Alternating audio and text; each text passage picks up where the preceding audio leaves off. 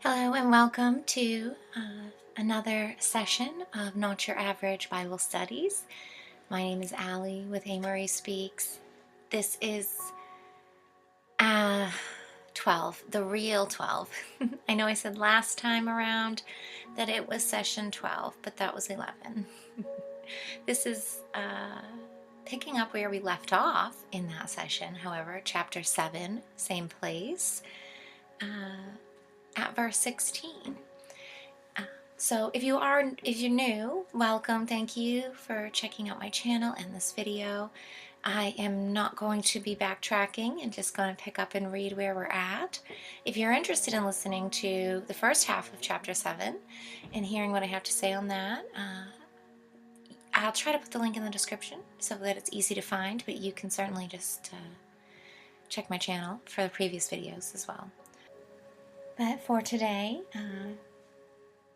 today is Sunday, February 23rd, 2025, and we are going to be picking it up in chapter 7, where we left off. And I have left it with a bit of a cliffhanger, a bit of homeworking, optional, of course, not necessary, but just a bit of a lingering message, I guess, or prompt before we start it. Was the beginning of verse 16. And, well, verse 15, really, but ye shall know them by their fruits. Now, when we look out into the world today, we are seeing a lot of things coming to harvest, a lot of fruit ripening, and it's important that we look at that with discernment as to what we want to take in and digest and what, looks rotten, so to speak. And without saying too much about the current affairs and current events of the world, or whether that's my direct world or the sort of external global world, I think I'll just read here directly and then maybe we'll come back around. Do men gather grapes of thorns or figs of thistles? Even so, every good tree bringeth forth good fruit, but a corrupt tree bringeth forth evil fruit. A good tree cannot bring forth evil fruit, neither can a corrupt tree bring forth good fruit. Every tree that bringeth not forth good fruit is hewn down and cast into the fire. Wherefore by their fruits ye shall know them. Now, a lot of this stuff here, when I am reading it, I'm reminded of systems, languages, and the positive-negative flow or tone with which all things are kind of set with, energetically speaking. And the basic truths of energetic transactions are sort of plain as day, just like the basic truths about electricity, currents and flows are kind of the same.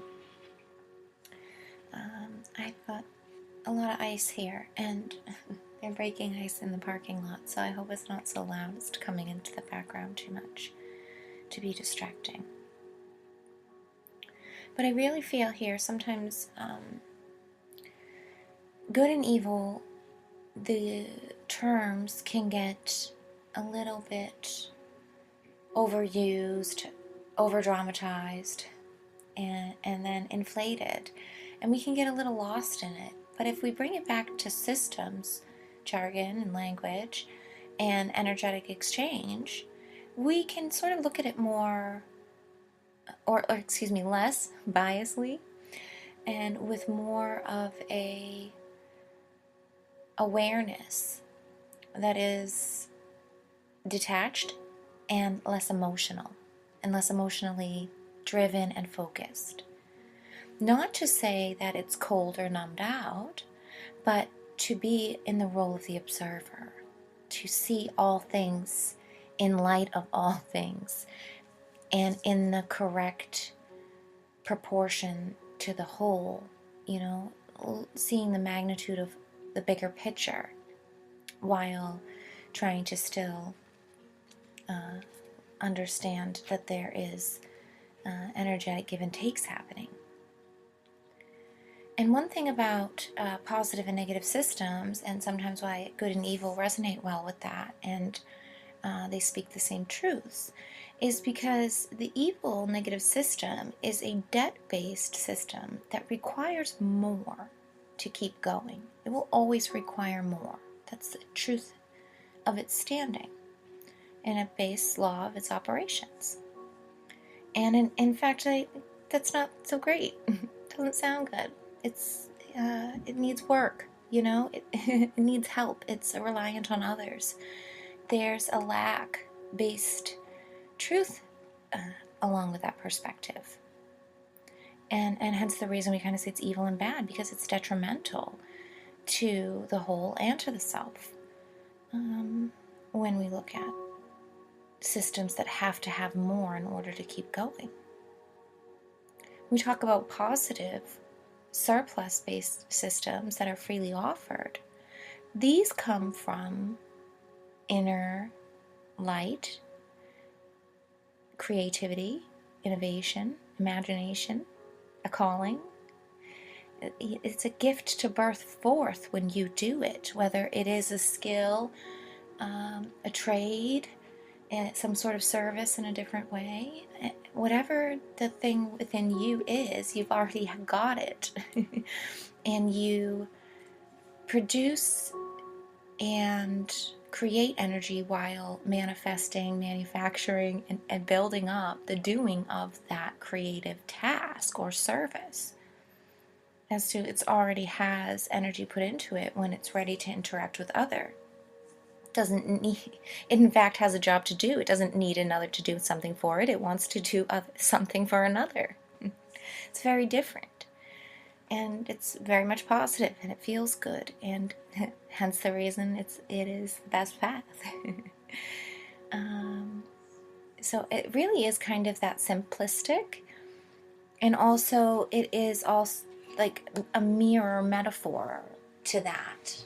And in that, it creates great variabilities. And so it becomes complex in its simplicity. And so when we say, it's kind of like when he's saying, oh, it's evil, cast it down, and bad fruit is known by its tree, the tree is bad. It's kind of like saying, well, the system in itself is negatively aligned, and the truths that it's based upon in itself are detrimental to productivity. So anything that comes out of that, it's going to be negatively aligned as well. It's going to live those same slave master cycle, the same laws. It's going to be debt aligned and focused on more and providing and fulfilling needs, and then that becomes the main focus. And that in itself is bad. It's not what we want for positive systems. And so when we think about cutting down those or getting rid of those, it's not something to be hurtful. It's not something to want to cause harm in doing. And in fact, it's a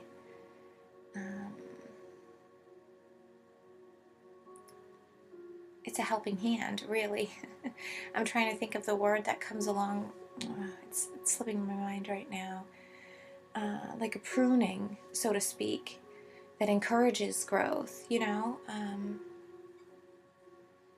a weeding sort of action, to call negative systems what they are, to call something as it is, and to choose to, want to be better.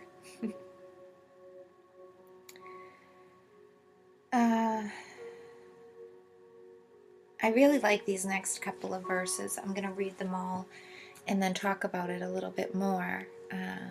But I found it really profound what Jesus is saying here. The first time I read it, I was kind of surprised by it and shocked. I was like, did I just read this correctly? Am I getting what he's putting down here? And I had to come back and read it again and sit with it for a while. And now when I came back to read it today again, just read the end of the chapter before I came on to do the Bible study, I was reminded of the first time that I read that, and in this sort of this is why I think I hear so much systems jargon in what he's speaking and think that he's an energetic master of alchemy. And some of the truths here, they just, whether they just slip through because others don't realize what he's saying here, or whether I'm hearing what I want to hear in what he's saying because I have knowledge points already in my belt that would put these things together. I'm not quite sure, but be it what it may, I'm going to read it and then I'm going to go over my sort of insight here. And again, this is not anything from a standpoint. I haven't looked into other translations or what people have to say about this or anything. So if there's already different translations or different depictions of what he's saying here, I would love to hear them, find them valid. If you've got one or thinking of them, please feel free to email or tell me about them, leave a comment. I'm always interested in hearing different ways and other things, talking points that others have about these scriptures. I didn't ever go to a church or a real traditional standing of any kind, of any variety of religion. And so this is sort of my own reading and interpretation of that without much external exposure, I guess. But back to 20, I'm going to read 21. Not everyone that saith unto me, Lord, Lord, shall enter into the kingdom of heaven, but he that doth the will of my Father which is in heaven. Many will say to me in that day, Lord, Lord, have we not prophesied in thy name? And in thy name have cast out devils? And in thy name have done many wonderful works? And then I will profess unto them, I never knew thee. Depart from me, ye that work iniquity. Therefore, whosoever heareth these sayings of mine and doeth them, I will liken him unto a wise man, which built his house upon rock.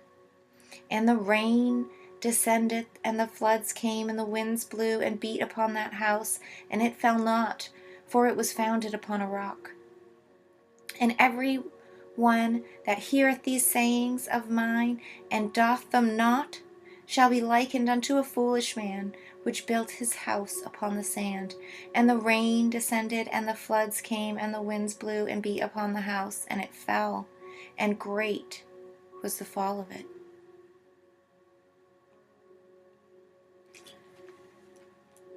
And great was the fall of it. I mentioned this before in chapter 6, where he says, Therefore the light that is in thee be darkness. How great is the darkness. To understand and know the duality and to hold respect and understand the positions takes great bravery, wisdom. It takes oversight and quality of detachment and pursuance of the bigger picture that I think is just remarkable. It's remarkable to find others who get it, myself included, and I find it remarkable here that it's pokes its head up here as well. This is a marker of great truth to me. And yes, when I first read that, the end here, two parts really shook me, first and foremost, is 23. And then I will profess unto them, I never knew you. And I thought, wow. Because just to think of today's world and all those who know him or say they do things in his name, and even myself included. It was such a humbling message, actually, and it's a solidifying, honest message, because no, we don't know you. He doesn't know you. He doesn't know me. No one, in fact, but the Father knows you or me. And that is the truth. And I believe that's what he's trying to help others to hear and see and know here. This, of course, as it is the one truth. Are we not just trying to explain it in every different way? Many shades. Always. But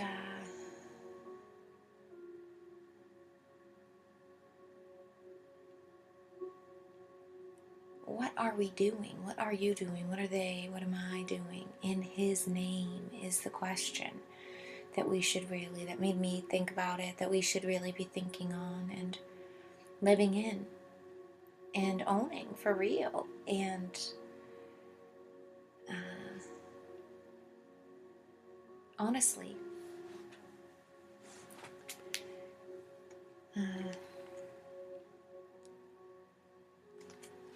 because, yeah, there's such a chance to manipulate and distort, you know? It's the types of distortion and manipulation that we choose to create and coexist with, I guess, that really speaks the practice. And I think that much like all of our own little private practices, our hygienic routines, wellness care, these small things we do each day to stay connected and to be connected, to honor our life and our light here, to seek our truth, our highest good, to love ourselves and those around us in the best way that we can, honor them as versions of the Father themselves, great reflections and knowings of his working and his purposes.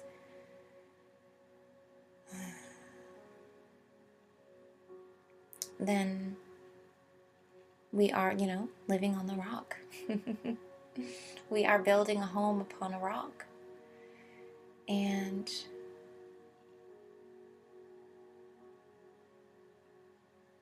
that in itself speaks for itself. For, it's after the rain, the flood, it's after all of that is the judgment, is the meeting day, is the day that you would see God or Jesus to face and have the proof in the pudding, have to speak for yourself.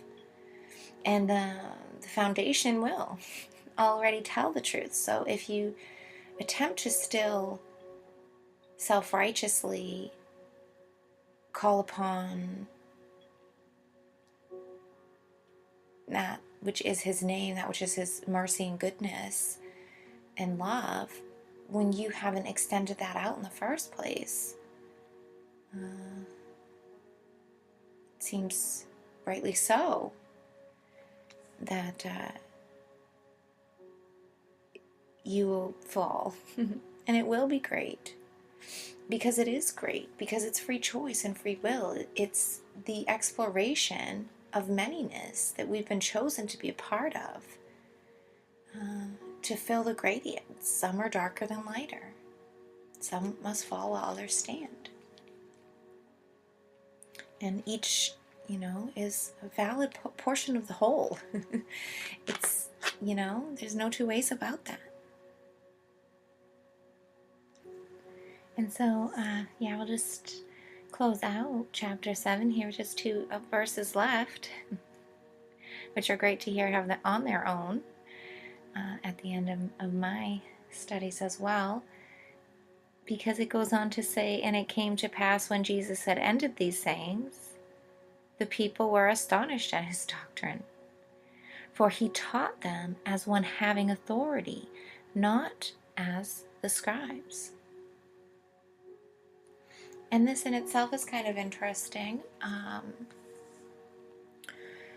I will look into different translations here for the word authority, and it's has the word one as one in italics, and that must have a distinction on its own, I'm sure, traditionally speaking. But for me and myself, I feel like this is in sovereign equal footing, and understanding that he's not trying to come off as someone reading something like the scribes do, more as someone who already knows this, who has it innately within him, the gnosis and knowledge, and also that each one of us contains that same potential point, but that we have to see it as fertile ground, and we have to water that and nurture that to grow, and